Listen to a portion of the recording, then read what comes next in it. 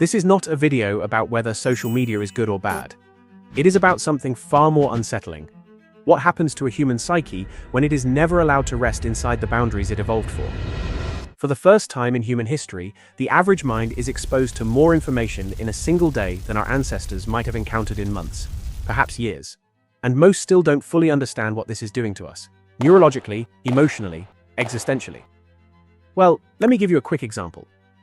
In the 90s, television arrived in parts of rural Fiji, a place that, until then, had been largely insulated from Western media.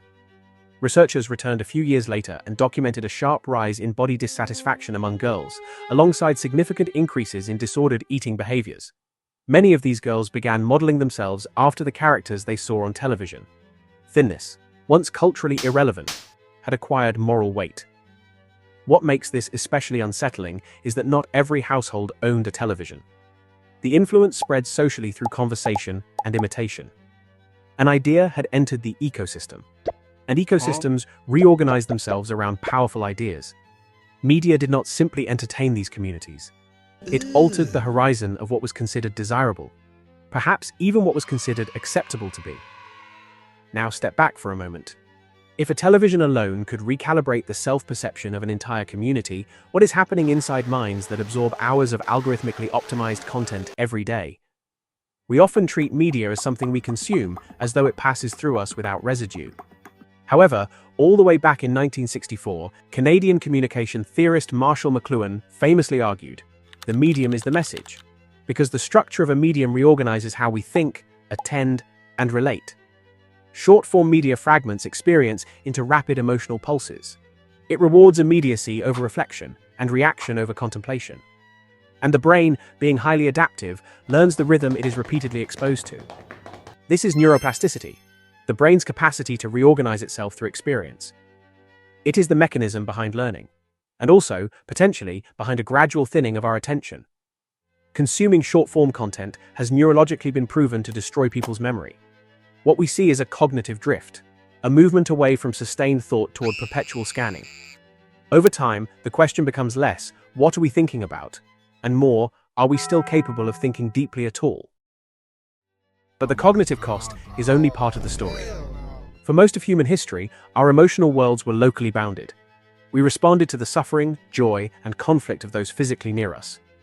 Today, digital life immerses us in the emotional climate of the entire planet. War, disaster, injustice, celebration, outrage. All of it within minutes, or even seconds of scrolling.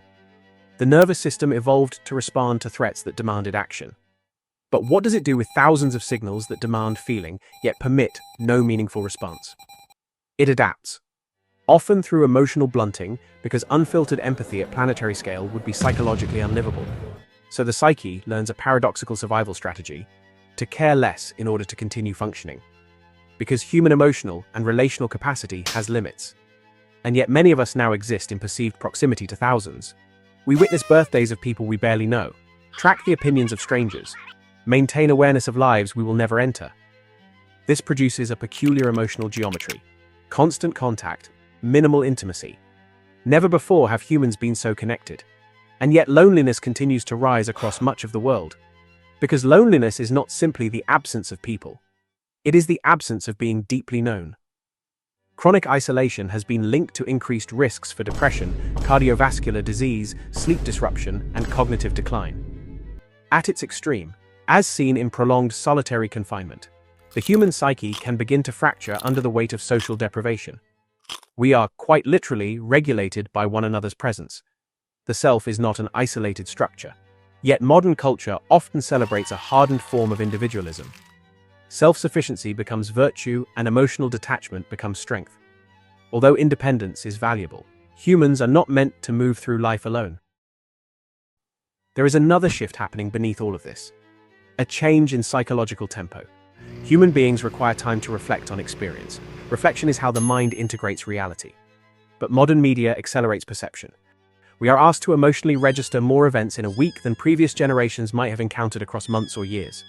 Without intervals of digestion, the psyche shifts into a reactive posture, always processing, never integrating.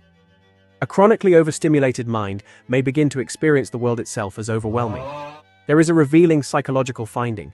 When people are physically exhausted, hills appear steeper. The brain adjusts perception based on perceived capacity.